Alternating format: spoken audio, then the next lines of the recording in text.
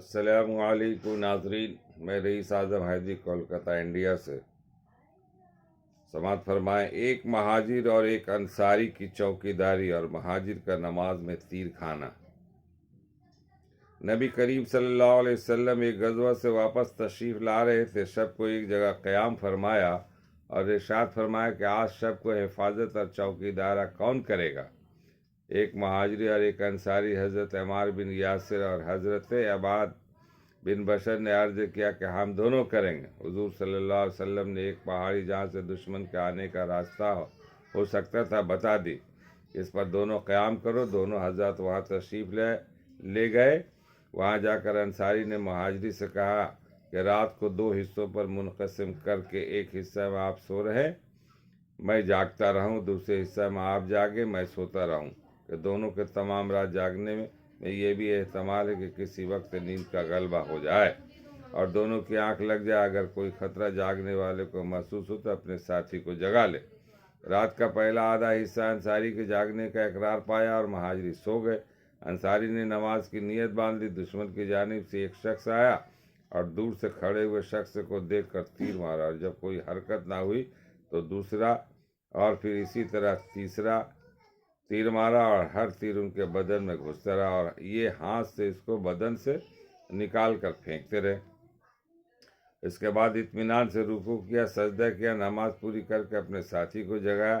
وہ تو ایک کی جگہ 2 کو دیکھ کر بھاگ گیا کہ نہ معلوم کتنے ہوں گے، مگر ساتھی نے جب اٹھ کر دیکھا تو انصاری کے بدن سے 3 جگہ سے خون بہہ رہا تھا۔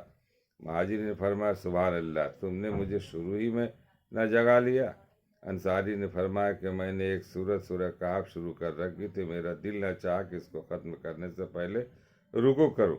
اب بھی مجھے اس کا اندیشہ ہوا کہ ایسا نہ ہو میں بار بار تیر لگنے سے مر جاؤں اور حضور صلی اللہ علیہ وسلم نے جو حفاظت کی خدمت سپرد کر رکھی ہے وہ فوت ہو جائے۔ اگر مجھے یہ اندیشہ نہ ہوتا تو میں مر جاتا، مگر سورہ ختم کرنے سے پہلے رکوع نہ کرتا۔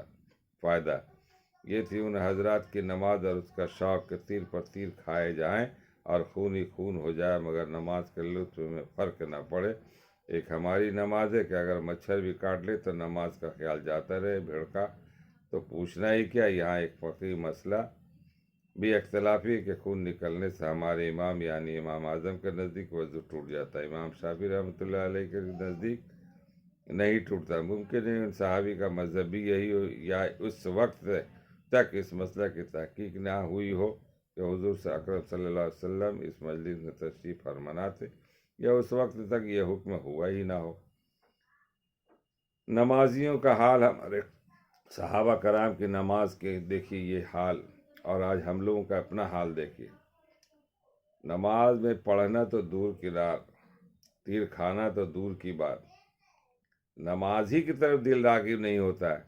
بہت افسوس ہے آج اگر ہم مسلمان، اگر ہر مسلمان 5 وقت کی نماز با جماعت پڑھنا شروع کر دے تو منظر عید اور بقرعید کا ہوگا۔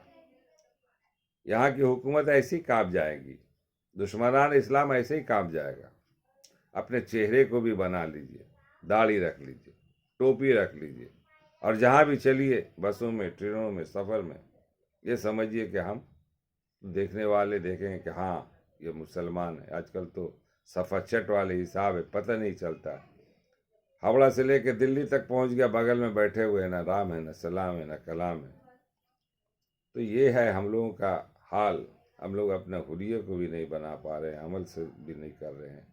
تو آج جو اللہ کے عذاب نازل ہو رہے ہر طرف سے، اللہ کا تو وعدہ ہے کہ تم خدا کی رسی کو مضبوطی سے پکڑ لو، تمہارے ہاتھ میں حکومت دے دیں۔ آج ہم لوگ اعمال حسنہ ہم لوگ کا بالکل خراب ہو گیا، ہر شعبے میں، چاہے کوئی بھی ڈپارٹمنٹ ہو، وہ خالص وہ عمل نہیں ہے۔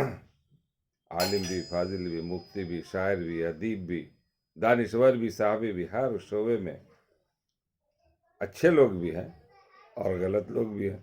غلط لوگوں سے آدمی جو ہے نا اس کا بولتے ہیں کہ دیکھیے وہ فلاں صاحب کس حال میں، فلاں صاحب دیکھیے کس حال میں۔ اللہ تعالیٰ ہم لوگوں کو پڑھنے اور سننے سے زیادہ عمل کرنے کی توفیق دے، نمازوں کی پابندی کرنے کی توفیق عطا فرما۔ السلام علیکم اللہ علیکم۔ اس ویڈیو کو دور دور تک پھیلائیں۔